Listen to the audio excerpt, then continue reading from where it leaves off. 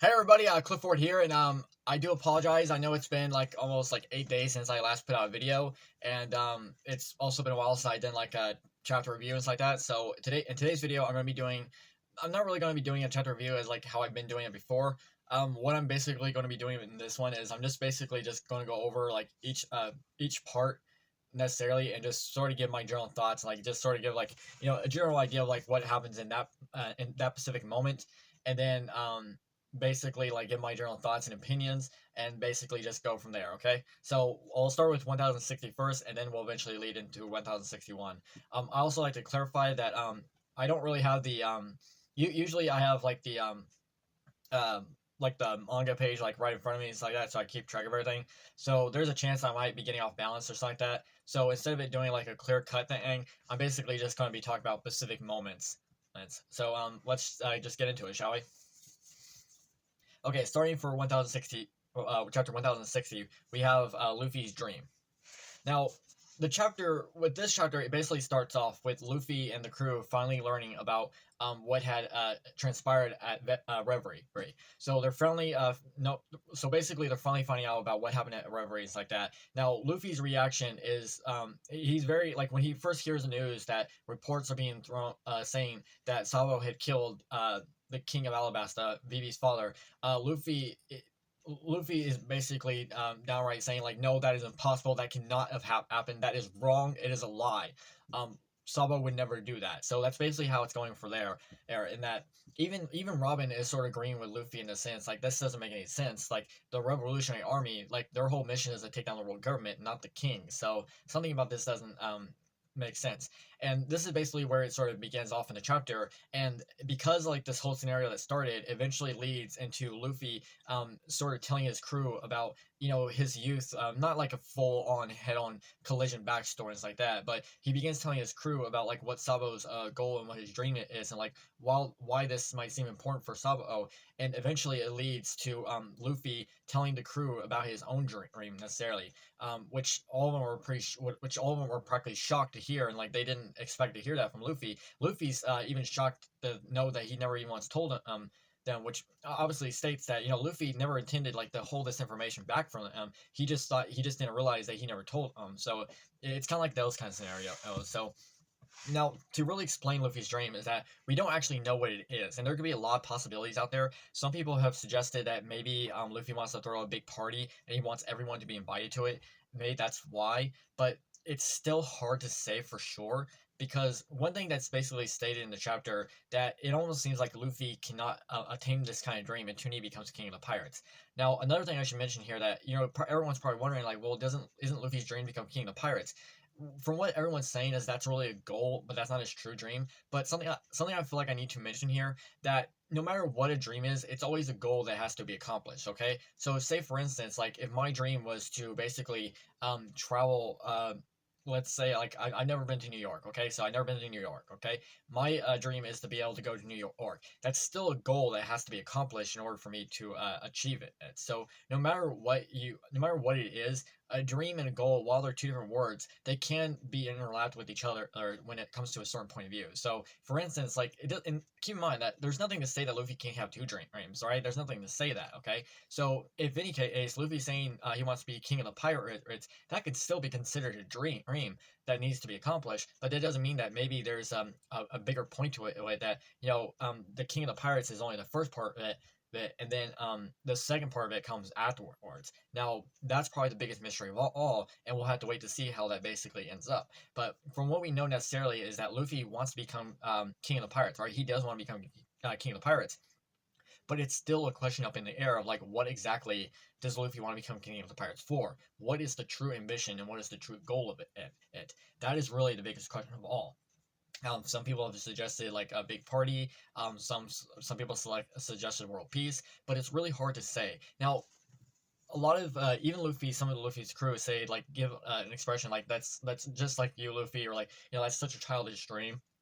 But one thing I want to mention here is that even in the chapter, like if you're going back, when Luffy first told his dream to Ace and Sabo when they were kids, even Ace and Sabo, oh, they were completely shocked by the news. Sabo even laughed at it, and Ace was completely like shocked by the news. It's like even a child of like like not like super intelligence, but a child of like well understanding, even beyond Luffy, would even know that like that's really ridiculous. Like even a child I feel wouldn't even laugh at something like that. So it feels like it's something that only Luffy could come up with. Someone, and whatever that is, it's hard to say. But when it comes to the point when Oda needs to reveal to us that, it has to be something that only Luffy could come up with, like something that would be so ridiculous, something that would be so bizarre that you never would imagine, and anyone else coming up with it except for Luffy. And that's really going to be the hardest thing to imagine. All right, so yeah, so that's basically the first part or of the whole chapter, beginning with 1060, focusing on Luffy's dream, where he finally tells the crew about his dream. So that's where that begins. Okay. Now moving on to the next part, or in 1060, we're actually cutting to basically what where Sabo is and finding out what's going on with him.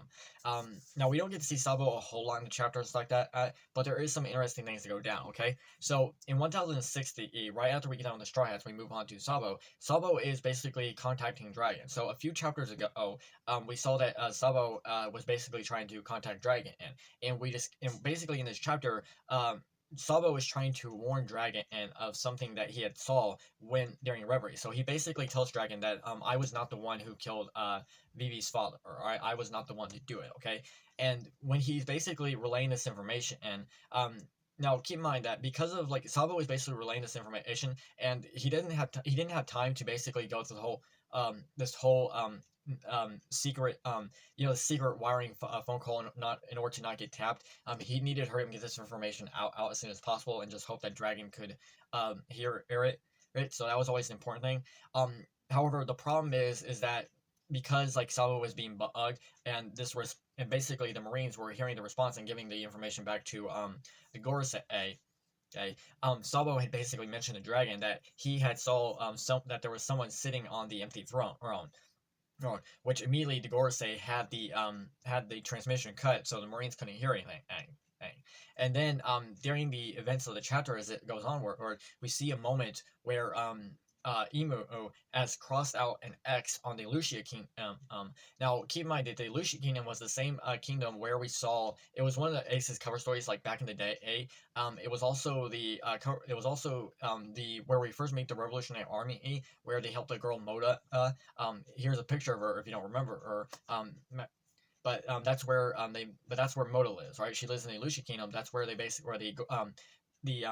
the revolutionary commanders basically helped to stop Peachbeard from taking over the island. And Peachbeard was affiliated with Blackbeard. Okay, and then so basically continue on after Emu has crossed out an X on the Lucia Kingdom. All of a sudden, Sabo and all the Lucia citizens are looking up in the sky when all of a sudden, giant like something in the cloud, and all of a sudden 16 rain showers of energy compelling whatever they are just start shooting from the sky, and next thing we know, Lucia Kingdom is completely destroyed and off the map. Now, one thing I would like to point out here is that going from what we see in the chapter, it's almost questionable if anyone could have ever survived that. All right, now a lot of people are like basically giving their thoughts like there's no way that Sabo could be dead. Like that would be, and I agree. I don't think Sabo is dead, but I imagine like Sabo is going to feel morally um horrified or like terrible that he could not save everyone on that island, because if that's the case, that would be revolutionary to the point where it's going to draw a line. I feel like Sabo is going to feel very very distraught knowing of like what had just happened, because it happened so fast, and like even if there was a chance that Sabo was able to basically save everyone on, it is questionable like how could he have pulled that off. Maybe he could have saved one person, but the real question is who? Like who could have been that person to be saved? And I feel like, and one thing a lot of people mention is that this feels like this would be the worst way to end Sabo for a death. Like it would be too cliche. It's like it doesn't have very good standing point on. So even I agree that this would not be the right way to kill Sabo off. Like I get like you want to like I get to a point of view like if there will be a time when Sabo will have to be killed off, but I feel like this isn't the right moment. So this is probably just another bait and switch to probably confuse us and make us think that he is dead. But it's just so mind-boggling of like what had just transpired and stuff like that. Now there is a lot of theories out there wondering like what exactly what exactly was above in the clouds. One of the most popular things that people are starting to speculate is the ancient weapon Uranus, because it is the only ancient weapon that we have no knowledge of, never have even seen. So it's basically questionable, asking like, what exactly is that thing? So what is it? And Uranus would be a good way to start art and basically give us something for that point of view. Unfortunately, nothing is given to the fact of like what exactly was that and how did it happen. And it just seemed to have something to do with Emo wanting the Aleutian Kingdom destroyed, and the Aleutian Kingdom was basically destroyed. That's how it goes. All right, so now moving on to the final part in 1060, we basically cut back to the Straw Hats, and they're basically still sailing around, and they basically come into like a cold climate area, right? And it's like really freezing out there, okay? Now, as the Straw Hats are basically just sailing along, there's this giant warm eddy that appears in front of them, and all of a sudden, like not long after Zoro basically cuts the eddy because there's apparently seems to be someone trapped inside of it. And then at the at the very end of the chapter on the final page, we see none other than Jewelry Bonnie as a kid who basically just pops out. And then that's basically where the chapter goes. That's where the chapter not goes, but that's where the chapter ends for 1060. Overall, I had like a lot of fun with 1060. It was really a great chapter. It was very dynamic. It had its build up, its expressions, its whole dynamic to basically keep our minds going to the point like where we just like want to like see what's on the next page and even come to the end of it. It's like it was a satisfying end, but it was also the point is like, okay, I need to know more about what had happened. There's basically like there's so many things in the chapter that basically Oda gives us something, but yet he doesn't reveal it. And it's like to the point like where it's such a good build up for us to come with such great ideas and such theories. It's so well thought of. So 1060, great chapter. I loved it. The pacing, the dynamic of it was such a thrill. So yes, 1060. I had so much fun with it, and I hope everyone else did too. All right, so now moving on to 1061. Okay, so for 1061, we so basically 1061, we basically first begin with after Luffy and the chopper had ended up getting thrown overboard, or they they met Jewelry Bonnie like that. So it basically picks up with the so it basically picks up right where the last chapter left off. Okay, and then not long in the first I think it's like the second panel and it's like that. There's a giant mechanical shark that begins popping out of the water and it's like that. That almost eats the Sunny. Luckily, the Sunny manages to dodge it in time, but Luffy, Chopper get thrown overboard, and Jinbei has to basically dive into the water in order to help save Luffy, Chopper, and Bonnie because they're all Delphi users. The seas is kind of rough, and the water's kind of cold, and the water's kind of rough. So Jinbei wasn't able to get back to the Sunny, but he was able to get them on dry land in order to in order to get them out of the water. Okay. Now, the interesting thing to go on here is that we also, because of this giant shark, the Straw Hats who are still on the Sunny ship, they try and get away from the shark arc as soon as possible. It's like that.